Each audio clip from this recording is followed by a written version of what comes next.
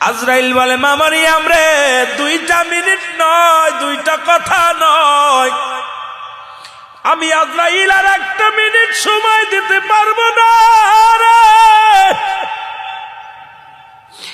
ও মা মারিয়াম, তোমার কলিজার টুকরার সঙ্গে আর কথা বলা সম্ভব নয়,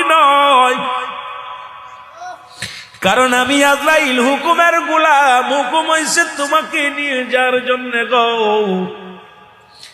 আমি 2টা মিনিট দেরি করতে পারবো না। মারিয়াম আলাইহিস সালাম ডাক দিয়ে বলে, আজরাইল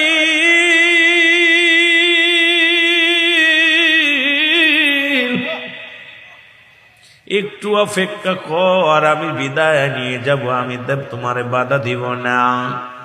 তবে আমার কলিজার টুকরা সন্তান, মা বিনে বড় কষ্ট হবে রে।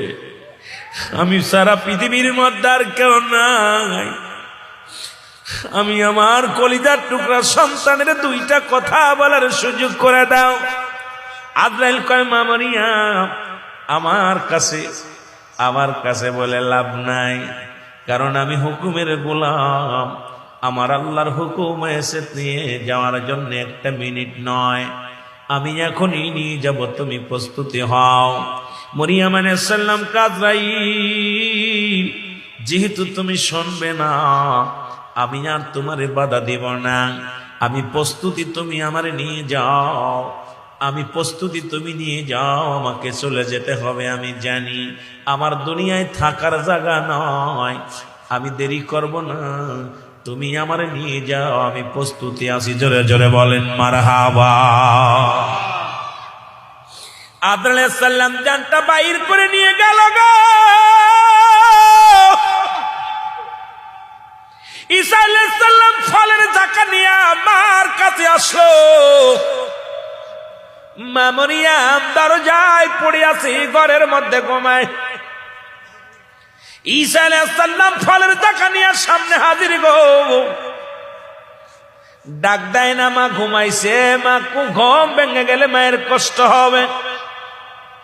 ফলের বাস্তাগুলো, ফলের ছাকাগুলো রেখে দিলেন মায়ের শীতানে, রেখে দিয়ে অপেক্ষায় আছে কখন মা উঠবে, কখন মা খানা খাবে।